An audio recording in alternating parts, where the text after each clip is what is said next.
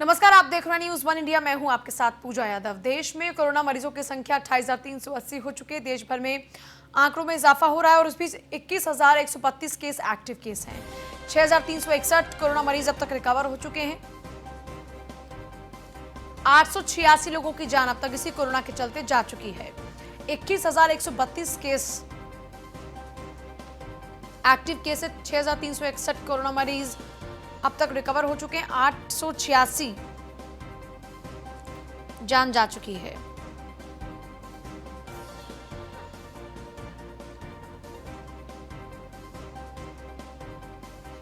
देश भर में कोरोना के 21,000 से ज्यादा केसेस हैं। 6,361 कोरोना मरीज अब तक रिकवर। 886 की मौत हो चुकी है।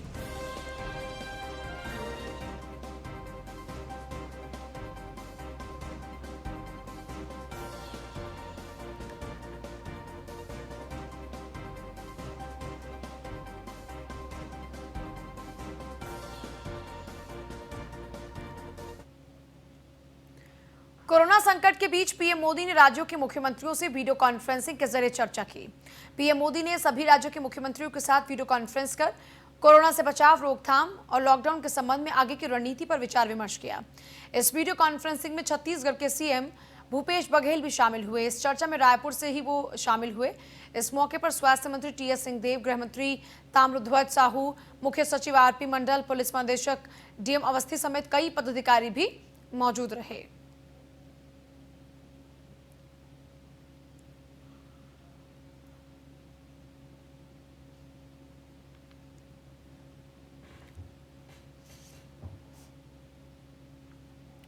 कोरोना संकट के बीच पीएम मोदी ने राज्यों के मुख्यमंत्रियों से वीडियो कॉन्फ्रेंसिंग के जरिए चर्चा की।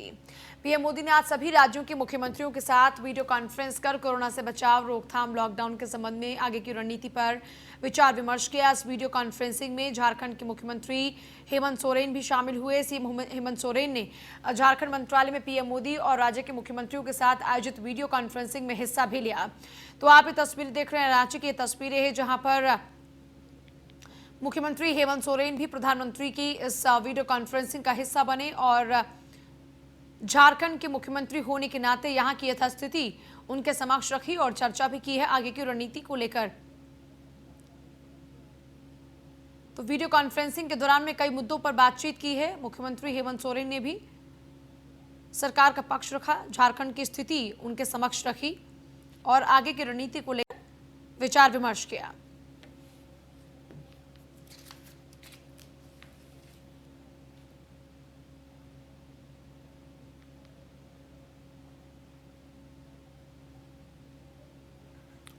देश को आजाद हुए 73 साल हो चुके हैं। पूरे देश में जहां विकास को लेकर लगातार बातें बनाई जाती रही, ढोल पीटा जाता रहा, हर जगह सड़क, बिजली और पानी पहुंचाने का दावा किया जाता रहा, वहीं छत्तीसगढ़ के कांकेर जिले का एक गांव इन दावों को मुंह चढ़ाता नजर आता है। यह है कांकेर जिले का नवीन चिलपरस गांव, जहां आजादी के 73 साल बाद भी बिजली नहीं पहुंची। यहां की जिंदगी आज भी अंधेरे में गुजर रही है। गांव के बच्चे लालटेन और डिबरी के सहारे पढ़ाई करने को मजबूर हैं।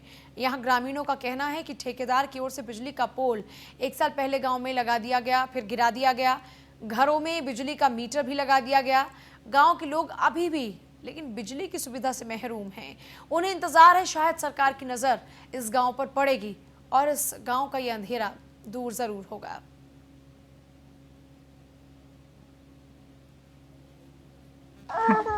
हमारे गांव में लाइट नहीं है। हाँ, घर में मीटर लगी से लेकिन लाइट नहीं जा रही। तो बिजली कब से का है खंभा में गड़े रहते मन के साल भर हुई से। साल भर से। हाँ। तो अभी जैसे लाइट के व्यवस्था में का चला था तुमन? कहीं चिमनी उमनी चिमनी चलती। का समस्या है? लाइट की समस्या है। खोमा गड़ी लेकिन साल भर हो गई लाइट नहीं है। और मीटर तो ठचे से घर में नहीं। तो कोई अधिकारी मन से शिकायत उकायत करे का हुई से? एक बार करे रहे लेकिन कोई नहीं खिला रहे। हाँ, 2-3 दिन के बाद भेजबो, कहीं हाल नहीं भेजी। कतिक दिन हो गया? अब तो खूब दिन हो, 1 महीने ज़्यादा।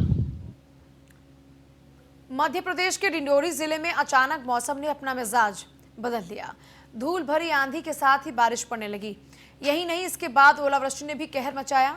इस असमय बारिश और ओलावृष्टि से किसानों के हालात खराब हो रहे हैं। उनकी फसल हर रोज खराब हो रही है। डिंडोरी के करंजिया, बजाग, गोरखपुर समेत कई क्षेत्रों में किसानों को भारी नुकसान उठाना पड़ा।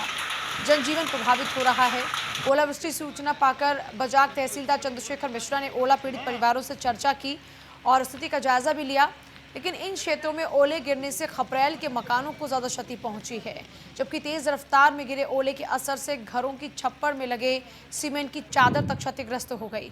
प्राकृतिक आपदा के कहर ने गरीबों के सर से आशियाना छीन लिया।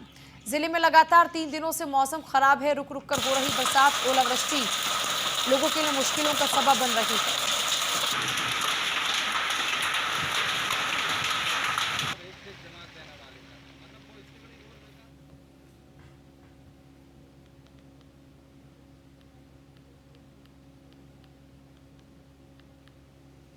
पूरे देश में कोरोना की वजह से लॉकडाउन है और ऐसी स्थिति में गरीब और दिहाड़ी मजदूरों के सामने भोजन तक की समस्या आन खड़ी है।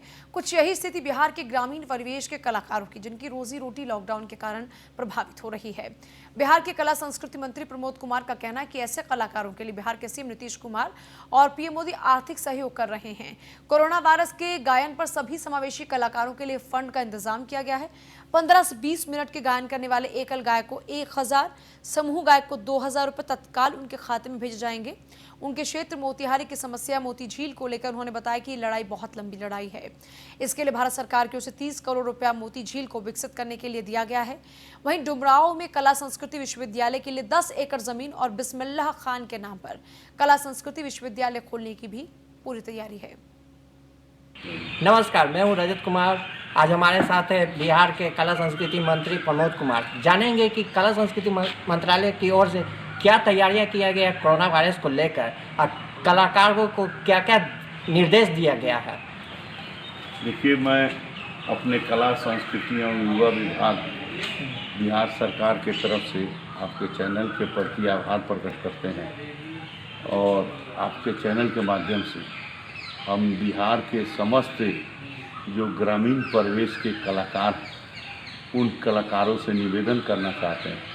हम लोगों ने 18 तारीख के हिंदुस्तान में भी और फिर 2 बार 3 बार विज्ञापन निकालकर जो ग्रामीण परिवेश के जो गरीब कलाकार जिनकी रोजी रोटी जो आराधना करते हैं या छोटा छोटा कला का प्रदर्शन गायन वायन करते हैं, जिनकी रोजी रोटी एकदम बैठ गई, वैसे कलाकारों को जो कोरोना वायरस से संबंधित कोरोना से बचाव के लिए और जो हमारे माननीय मुख्यमंत्री माननीय प्रधानमंत्री जी जो आर्थिक सहयोग कर रहे हैं, इन सब समावेशित 15 से 20 मिनट का एक गीत गाएंगे।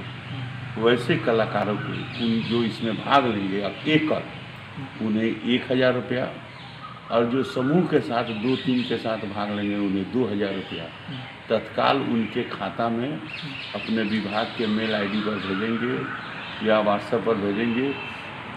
उनके खाते में 30 तारीख को हम लोग प्रोत्साहन राशि भेज देंगे और फिर ऐसे जितने कलाकारों का जो प्रदर्शन होगा उन कलाकारों का एक चयन प्रक्रिया जिला के जिलाधिकारी को भेजकर और उसमें जो प्रथम पुरस्कृत होंगे उनको 10,000, द्वितीय को 5,000 और तृतीय को 10,000 देकर जो हमारे ग्रामीण परिवेश की जो कलाकार हैं उनको सम्मान देंगे और कोरोना से बचाव के लिए उन्हें बतौर प्रोत्साहन सहयोग करेंगे। ये हमारा कला संस्कृति विभाग का ये कार्यक्रम है और जो अब तक लगभग 1000 से भी ज़्यादा लोग कलाकार लोग अपना भेज दिए हैं। तो हम आपके माध्यम से जो गांव के गरीब कलाकार हैं राज्य भर के, उनसे हम अपील करना चाहेंगे कि वह इस कोरोना के वैश्विक महामारी में जो कोरोना बचाव के रूप है, जो हमारी सरकार का योगदान है, इन सब को समावेशित करके 15 से 20 मिनट का एक प्रस्तुति भेजें और इस पुरस्कृत योजना में पुरस्कार के भागीदार। अगर देखा जाए सर, जिस तरह से बिहार में लॉकडाउन है, पूरे देश में भी लॉकडाउन है, कलाकार जो नुक्कड़ नाटक करते थे बाहर आकर, जो लॉकडाउन के वजह से लोग नहीं कर पा रहे हैं, उन कलाकारों के लिए क्या व्यवस्था है?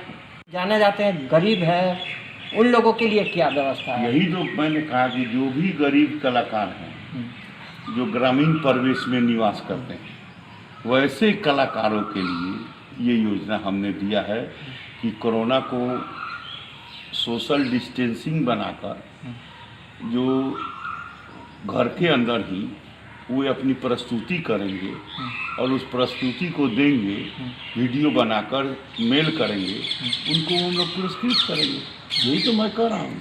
ये थी कलाकारों के बारे में। सर, आप स्थानीय विधायक भी हैं मोतिहारी के, वहाँ की एक समस्या है मोती झील को लेकर कि वहाँ पे लोग अतिक्रमण करते हैं, प्रशासन जाते हैं फिर उसको हटा देते हैं, फिर अतिक्रमण होते हैं, इसको लेकर क्या है? देखिए, ये मोती झील की जो लड़ाई है, इस लड़ाई को बहुत लंबा लड़ाई हम लोग लड़ रहे हैं और इस पर भारत सरकार ने लगभग 30 करोड़ रुपया भी सैंक्शन किया है।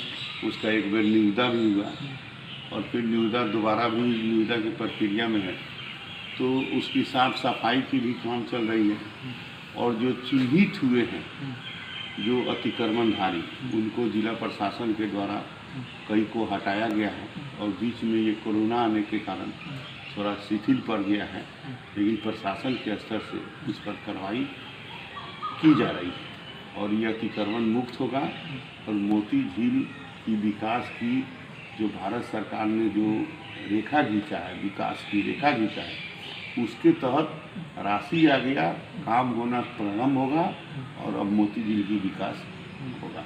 बात करें सर, आपने एक डुमराव में बिस्मिल्लाह खान के नाम पे महाविद्यालय की गई है शुरुआत, वहाँ पे अब तक कुछ नहीं हो पाई है। देखिए, बिहार सरकार की तरफ से हमने वहाँ के जिलाधिकारी को, हमारे प्रधान सचिव ने चिट्ठी लिखा कि और जो माननीय विधायक ददन पहलवान जी हैं, उन्होंने एक एप्लीकेशन दिया और उन्होंने कहा कि 10 एकड़ हम ज़मीन देते हैं।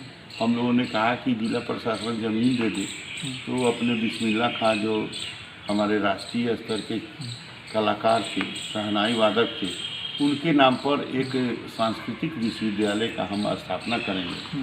तो अभी ज़मीन की प्रक्रिया जो है वो अभी नहीं आई है। जब ज़मीन की एनओसी मिल जाएगी तो वहाँ हमारा यूनिवर्सिटी का काम प्रारंभ हो जाएगा। ये थे हमारे साथ कला संस्कृति मंत्री प्रमोद कुमार जी ने बताया कि जिस तरह से कलाकारों के लिए एकल कलाकारों के लिए 1000 रुपया और समूह कलाकारों के 2000 रुपया प्रदान की जाएगी, वहीं पे जो कोरोना वायरस को लेकर गीतों की प्रस्तुति की जाएगी उनको पुरस्कृत भी किए जाएंगे। साथ ही साथ ये भी इन्होंने बताया कि जो मोती झील की समस्या है वहाँ की लेकर राशि दी जाएगी और वहाँ की सफाई भी की जाएगी और मोती झील की विकसित भी की जाएगी। सहयोगी प्रकाश के साथ संवाददाता रजत कुमार, न्यूज़ 1 इंडिया, पटना। पूरे देश में कोरोना संक्रमण की चेन को तोड़ने के लिए लोग काफी मशक्कत कर रहे हैं। ऐसी कड़ी में सिमराही बाजार निवासी बीजेपी नेता सचिन माधोगड़िया ने खुद अपने मोहल्ले को अपने ही खर्चे पर सैनिटाइज कराने का बीड़ा उठाया। बीजेपी नेता सचिन माधोगड़िया ने अकेले सरकार कुछ नहीं कर सकती ये कहते हुए खुद अपनी ओर से हाथ बढ़ाया। जनता को केवल अपने अधिकार की चिंता नहीं होनी चाहिए बल्कि समाज के प्रति अपने दायित्व को भी निभाना चाहिए। समाज के लोग अपने छोटे से छोटे प्रयासों से भी सरकार और समाज की मदद कर सकते हैं। इस दौरान लोगों से सोशल डिस्टेंस और लॉकडाउन का पालन करने की अपील उनकी ओर से की गई।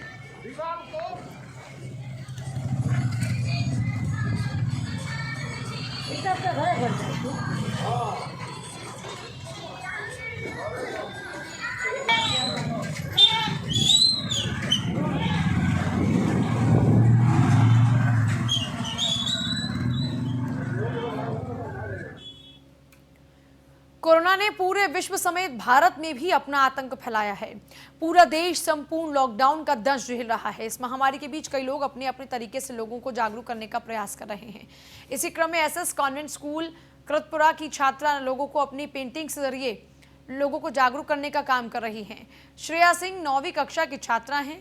कोरोना की वजह से देश पर इस समय जो संकट गहराया है उसी को ही दिमाग में रखते हुए उन्होंने अपनी पेंटिंग्स के जरिए लोगों को इस वायरस से बचने का तरीका बताया है।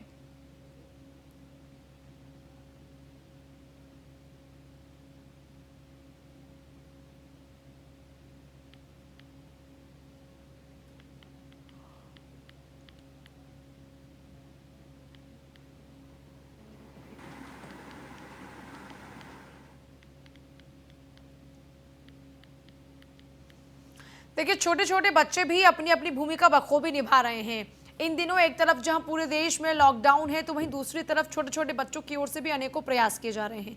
एक ऐसा ही प्रयास 9वीं की छात्रा श्रेया सिंह ने किया है, जहां वो पेंटिंग के जरिए लोगों को अवेयर करने की कोशिश कर रही हैं, सिम्टम्स बता रही हैं कि क्या सिम्टम्स हैं। दूसरा, अपनी इन्हीं पेंटिंग के जरिए वो बता रही हैं कि क्या क्या सिम्टम्स हैं और साथ ही साथ क्या क्या बचाव हैं, यानी कैसे आपको बचना है और किस तरह से हमारे कोरोना वॉरियर्स हमारे लिए लगातार प्रयासरत हैं। वो चाहे डॉक्टर्स हो, चाहे पुलिस कर्मचारी हो, या सफाई कर्मचारी हो, या मीडिया कर्मचारी हो, सभी लोग किस तरह से मिलकर इस संकट की घड़ी में जनता की सेवा के लिए तत्परता के साथ खड़े हैं।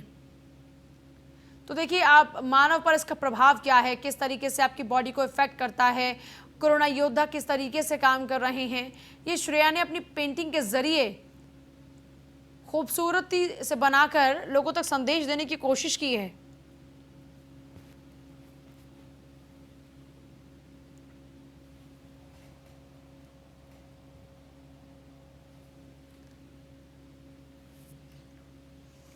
नौवीं क्लास की छात्रा है श्रेया, और देखिए ये मासूमियत जो चेहरे पर है उसमें समझदारी कितनी है ये हमें समझना होगा, और इसीलिए घरों पर रहना जरूरी है। छोटा सा ब्रेक।